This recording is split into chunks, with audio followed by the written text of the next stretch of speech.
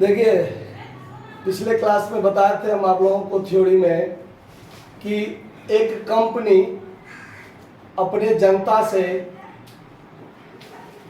Cash के लिए या किसी अन्य प्रतिफल के लिए शेयर जारी कर सकती है। और बताए थे कि शेयर क्या होता है, तो कंपनी अपने संपूर्ण पूंजी को एक छोटे छोटे टुकड़ों में बांटती है, एक छोटा छोटा यूनिट बनाता है। वो हर एक यूनिट क्या कहलाता है? शेयर कहलाता है।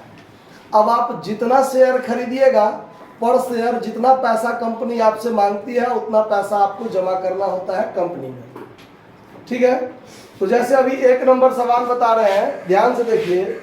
सवाल कहता है कि मीनाक्षी लिमिटेड ने 10 रुपया वाले 12,000 अंश जनता में निर्गमित किए हैं। जनता में निर्गमित करने का मतलब हुआ कि कंपनी जो है वो अपना शेयर बेचना चाहती है, तो बेचती है वो आम जनता में, मतलब कोई भी उसका शेयर क्या कर सकता है? खरीद सकता है। कल बताए थे। अब देखिए, इस संबंध में हम आपको बताए थे कि ये जो अंश का टोटल वैल्यू 10 रुपया है, कंपनी चाहे तो 10 रुपया एक बार में भी प्राप्त कर सकती है। आपसे एक बार में मांग लेगी और आपको एक बार में देना होगा। और एक होता है अलग अलग किस्तों में पेमेंट करना। जैसे 10 रुपये का शेयर है तो सवाल में यही किस्तों वाली बात दिया हुआ है। देखिए, इस संबंध में 2 रुपया आवेदन पर मांगता है, 4 रुपया आवंटन पर मांगता है, 4 रुपया प्रथम एवं अंतिम याचना पर मांगता है। मतलब 4 रुपया प्रथम एवं अंतिम एक ही में है, अलग अलग नहीं है। क्यों? तो 2 रुपया आवेदन पर हुआ, 4 रुपया आवंटन पर हुआ, तो 6 रुपया हुआ।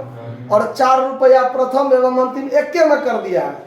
नहीं करते हैं फर्स्ट एंड लास्ट चांस या फर्स्ट एंड लास्ट वार्निंग देते हैं हम आपको। तो कंपनी भी वही कहा, अलॉटमेंट के बाद कहा फर्स्ट भी यही है और लास्ट भी यही है, आपको इसके बाद नहीं देना है। आया बात समझ में? तो ये 3 बार में ही टोटल पैसा मांग लिया, 3 बार में टोटल पैसा मांग लिया। आवेदन पर क्या रुपया मांगा? 2 रुपया मांगा। आवंटन पर 4 रुपया मांगा और फर्स्ट एंड फाइनल कॉल पर 4 रुपया मांगा। अब देखिए, सभी राशियां यथा समय प्राप्त हो गई। कंपनी के पुस्तक में जर्नल प्रविष्टि करें। कंपनी ने कितना शेयर निकाला है बेचने के लिए? 12,000। कितना अंश बिक गया वो नहीं कहा है ना, तो इसका मतलब है कि 12,000 का 12,000 शेयर क्या हो गया? बिक गया। अगर ऐसा कहा रहता है कि 12,000 अंश बेचने के लिए निकाले और 10,000 अंशों को ही जनता ने खरीदा, तब 10,000 पर हम सवाल बनाते हैं। 10,000 को जनता खरीदता तो 10,000 का आवेदन का पैसा आता। अगर मान लीजिए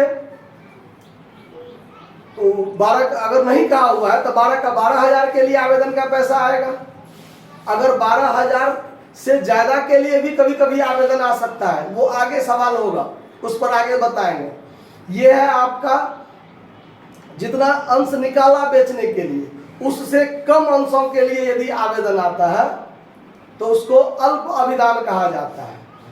अल्प अभिदान ध्यान रखिएगा। और एक होता है अति अभिदान, कि जितना अंश निकाला बेचने के लिए उससे ज्यादा अंशों के लिए आवेदन आ जाता है। कभी कभी ऐसा भी हो सकता है। आया बात समझ में? तो ये 12,000 अंश निकाला है बेचने के लिए और 12 के 12,000 अंशों के लिए आवेदन आ गया, तो आवेदन पर तो सिर्फ आवेदन का पैसा आएगा। तो आवेदन पर 2 रुपया मांगा है, तो 12,000 शेयर पर 2 रुपया के दर से 24,000 ना आएगा। कंपनी को टोटल चाहिए 12,000 शेयर गुने 10, 1,20,000 टोटल चाहिए। वो 1,20,000 आपको छोटे छोटे किस्तों में मांगता है, तो 2 रुपया आवेदन पर मांगा है, तो आवेदन पर कितना पैसा आएगा? 12,000 गुने 2 24,000 आएगा। फिर जब आपसे आवंटन का पैसा मांगेगा तो 4 रुपया फिर मांगेगा कंपनी आपसे, तो 12 चौक 48,000 आवंटन पर आएगा। फिर फर्स्ट एंड फाइनल कॉल पर 4 रुपया मांगा, तो फर्स्ट एंड फाइनल कॉल पर फिर 48,000 रुपया आ जाएगा। क्लियर समझ में आया? और आवेदन पर 2 एंट्री, अलॉटमेंट पर 2 एंट्री और फर्स्ट एंड फाइनल कॉल पर एक के बार में 2 एंट्री, इन्हें 4 एंट्री। फर्स्ट कॉल का अलग, फाइनल कॉल का अलग नहीं करना है। ये एक के बार में ना हो गया, अमाउंट तो एक ही है ना, इसीलिए एक ही बार में हो जाएगा। ध्यान रखिए। तो इसमें सबसे पहले हम लोग क्या करेंगे, वर्किंग नोट करेंगे, ठीक है। आवेदन पर ऑन एप्लीकेशन लिख लेते हैं, एप्लीकेशन पर कितना पैसा आएगा, 24,000 share at the rate of कितना, यहाँ ऐसे नहीं, इस टाइप से लिखिए थोड़ा ठीक रहेगा। ऊपर में लिख दीजिए शेयर और यहाँ गुना दीजिए, यहाँ लिख दीजिए रेट, ठीक है। तो 24,000 शेयर पर क्या रुपया का रेट है एप्लीकेशन का, तो इस पर कितना रुपया आएगा, 12,000 शेयर होगा ना। अच्छा 12,000 है, मुजवानी 24,000 गुना करके लिख लिए थे तो वही लिख दिए 12,000। अच्छा फिर वही लिख दिए, आप ही लोग का बात सही। भाई चाल काट के बना दे। चलिए 12,000 ठीक है। तो 12,000 गुने 2 कितना, 24,000। दिमाग में कैलकुलेशन हो रहा था 24,000, तो 24,000 लिखा रहा था। तो 12,000 शेयर पर 2 रुपया के दर से कितना, 24,000। एप्लीकेशन पर आ गया। अलॉटमेंट पर आइए, अलॉटमेंट पर भी 12,000 शेयर गुने 4, 12 चौक 48,000 होगा। On first and final, first and final call पर फिर 12,000 शेयर गुने कितना, 48,000 हो गया। इस टोटल को जोड़िएगा तो 1,20,000 हो जाएगा, होगा कि नहीं होगा। तो वो एक बार में नहीं 3 बार में माना है, क्लियर बात। अब हमको बनाना है जर्नल एंट्री। क्या बनाना है, journal entry, journal entries in the books of Meenakshi limited, Meenakshi limited. आया बात समझ में। यहाँ से जर्नल है, आप लोग फॉर्मेट खींच के बनाइएगा, समझ में आया बात। हम बिना फॉर्मेट का बना रहे हैं, तो डेट मेंशन तो है नहीं। अब होगा एप्लीकेशन पर एंट्री। ध्यान दीजिए, कल एंट्री भी समझाए थे। तो एप्लीकेशन पर क्या होता है, पहले कंपनी मांगती नहीं है, पहले कंपनी निकालती है विज्ञापन की आप जिसको शेयर चाहिए आवेदन दीजिए। तो आप आवेदन जो कंपनी को दीजिएगा तो पहले कंपनी को पैसा जमा कीजिएगा। तो कंपनी के पास पहले क्या आएगा, पैसा आएगा। तो पहले बैंक वाला एंट्री होगा, bank account DR to share application account, share application account, ठीक है। ठीक, तो एप्लीकेशन का पैसा कितना आया है, यहाँ भी क्या लिखिएगा, और नारेशन में लिखिएगा being share application money received. देखिए ऑन, कल बताए थे ना डॉट डॉट शेयर, तो कितना share, 12,000 share at the rate of RS कितना इच, 2 इच। समझ में आया। फिर ये शेयर एप्लीकेशन का मनी कहा जाएगा, शेयर कैपिटल में ट्रांसफर होगा। तो उसके लिए फिर क्या हो जाएगा, share application account DR to share capital account, to share, फिर नरेशन लिख देंगे being share application money transferred to share capital account, ठीक है। कितना रुपया, वही 24,000 रुपया, क्लियर। अब क्या होगा, तो अब अलॉटमेंट पर पहले मांगता है, तो अब मांगने वाला एंट्री इस टाइप से बनता है, खाली एप्लीकेशन की जगह पर क्या लिखा जाएगा, अलॉटमेंट। आया बात समझ में। अब अलॉटमेंट पर जब मांगेगा तो कितना मांगेगा, 48,000 मांगेगा ना। हाँ, अगला एंट्री बनाइए, share allotment account, share allotment account DR to share capital account. Narration लिखिएगा being share allotment money due on कितना शेयर पर, 12,000 12,000 share at the rate of RS कितना 4 तो कितना रुपया 48,000 समझ में आया। अब फिर यही रुपया क्या हो जाएगा आ जाएगा। तो अगला एंट्री क्या बनाइएगा bank account to share allotment account share allotment account कितना रुपया 48,000 ठीक है कोई दिक्कत नरेशन फिर लिख लेंगे being share allotment money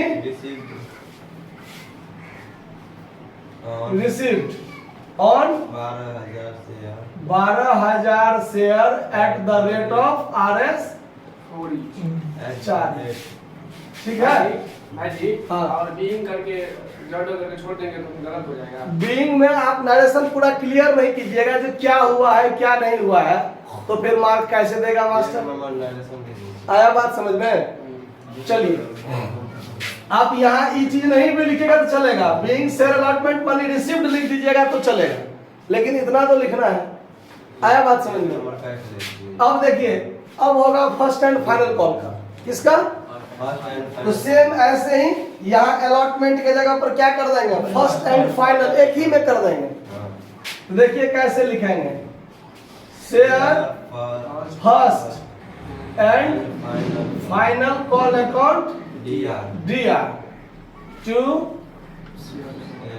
share capital account amount कितना 48,000 ठीक नरेशन क्लियर होगा being share first and final call money due ये ड्यू है ना बाकी है ना ऑन कितना share 12,000 share at the rate of RS 4 each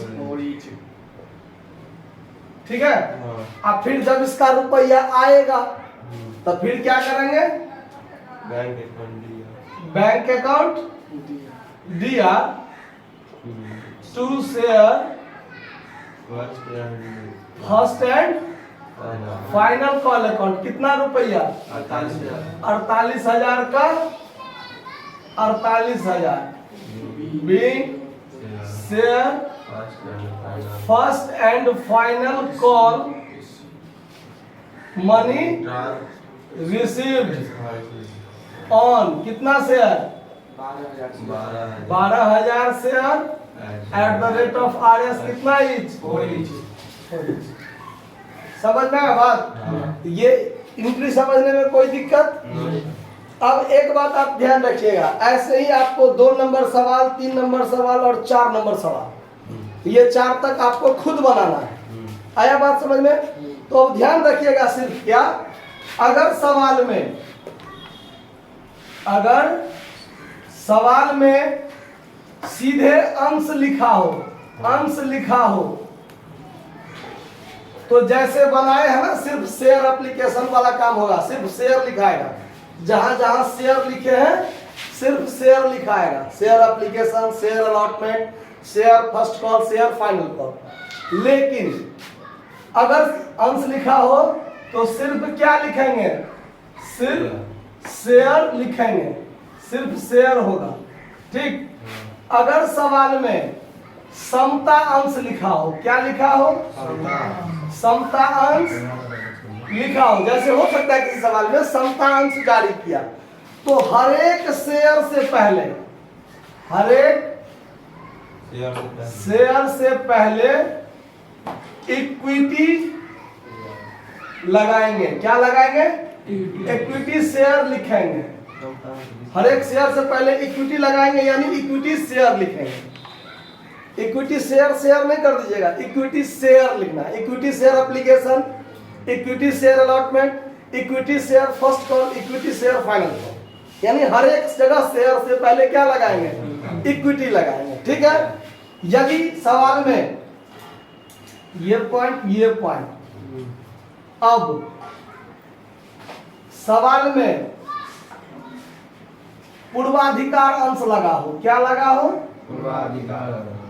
पूर्वाधिकार अंश लिखा हो तो शेयर के पहले प्रीफरेंस शेयर लिखेंगे। क्या लिखेंगे? यानी शेयर तो आप लिखवे कीजिएगा एंट्री में, हर जगह लिखवे कीजिएगा ना। और शेयर के जगह पर क्या लिखिएगा? प्रीफरेंस लिखिएगा। क्या लिखिएगा? प्रीफरेंस। यानी PR। अगर आप पूरा प्रीफरेंस लिखिएगा तो ज्यादा लंबा हो जाएगा, तो सीधे आप क्या कीजिएगा?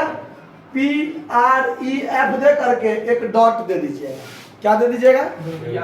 जैसे bank account DI2 preference share application, preference share application to preference share capital. ठीक है, इक्विटी रहेगा तो bank account DI2 equity share application, equity share application to equity share capital. मतलब जब अंश क्लियर कर दिया कि इक्विटी है या प्रीफरेंस, तो एंट्री बनाते समय आपको भी ये बात ध्यान रखना है कि शेयर से पहले इक्विटी या प्रीफरेंस शब्द लगाना है। आया बात समझ में? किसी को कोई दिक्कत? नोट कर लीजिए। धन्यवाद।